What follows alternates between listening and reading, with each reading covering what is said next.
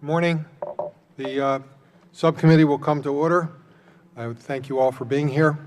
One of the priorities of the subcommittee is to ensure that the U.S. maintains a modern, safe, and efficient aviation system now and into the future. Our current system simply cannot meet future air traffic demands.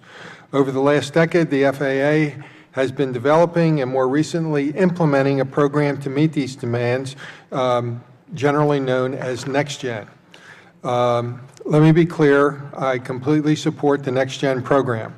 I'm very fortunate to represent the FAA Technical Center in my district, which is the nation's premier aviation research and development, test and evaluation facility, and the primary facility supporting NextGen, as well as many other vital aviation safety initiatives.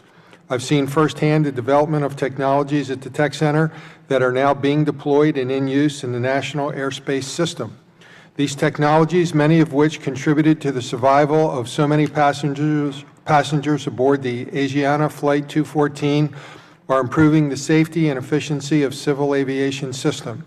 That's why I believe that the validation and testing of NextGen and other critical safety and modernization initiatives should continue to be conducted at the Tech Center. However, I also know that there are serious concerns regarding the FAA's ability to effectively and efficiently implement NextGen. I've heard that some transformational NextGen programs aren't truly transformational, that the FAA will never make the tough decisions required to advance NextGen, and that nobody can really agree what NextGen is today or what it should be in 2025. These concerns should not be downplayed, ignored, or outright dismissed. Whether or not you agree with them is not relevant. We, and the taxpayers, more importantly, and airspace users, have invested billions of dollars in NextGen, and it is clear that billions more will need to be invested. Every concern should be acknowledged, reviewed, and properly addressed. I also want to make clear that I am not pointing the finger at any specific person for perceived or actual problems with NextGen. In particular, Administrator Huerta, this is not directed at you, but the NextGen program is a decade old, and there are a lot of people that share the responsibility for what has taken place or what has not taken place, including people within the FAA, the aviation industry, and Congress itself, for what we maybe have not done or not done as well as we should have done. The Inspector General is here today to outline a number of problems with advancing NextGen that he and his inspectors and auditors have identified. I look forward to hearing his findings and recommendations.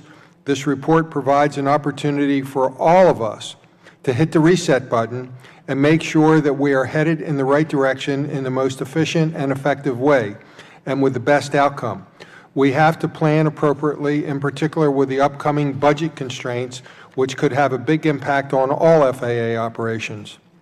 I expect DOT Secretary Fox, Administrator Huerta, Deputy Administrator Mike Whitaker, and industry stakeholders to work together to get the program back on track, yielding the benefits that all of us want to see. Most of you know that by now my door is always open, and if there's anything that I can do, or more importantly we as the committee can do, we hope that you do not hesitate to ask. I also want to add that I've worked very closely with Congressman Larson over the years, and especially now with this session of Congress, with this aviation subcommittee.